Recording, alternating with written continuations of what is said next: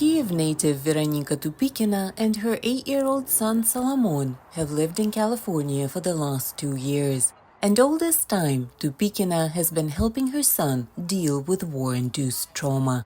When Russia invaded, Tupikina was working in Kyiv and Solomon was at his grandmother's in Mariupol. It took mother and son 3 months to get reconnected as she waited anxiously for Ukrainian forces to liberate Mariupol. We started looking for people there who would dare take a kid out. It took about a month. We found 2 desperate women, a mom and a grandma, who decided to risk their lives. They got in a car, took their kid, my kid, and left for Zaporozhye. These days, Tupikina does what she can to help her son adapt to his new American life, learn English, and make new friends.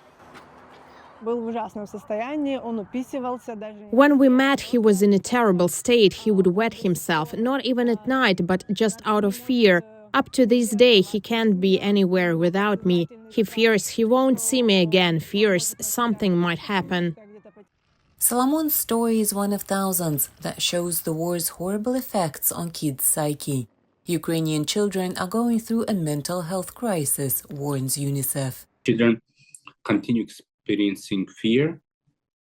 They experience anxiety and grief associated with exposure to violence, loss of loved ones, lack of interaction with their friends, separation from family, displacement from their homes, and also complete upheaval of their childhood. Tupikina says she doesn't talk about the war with her son so as not to re-traumatize him. She also says she doesn't think they'll go back to Ukraine, ever. It was the biggest shock of our lives, and even if we can't stay in the US, we won't go back to Ukraine. Not because we don't love it, we do endlessly, but the nightmare we lived through is with us forever. And even once the war is over, I will never be calm enough to not expect a 4 a.m. wake-up and bombs falling down.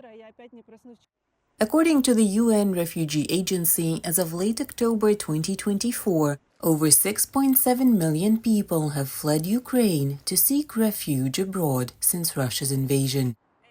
For VOA Russian in Washington, Anna Rice, VOA News.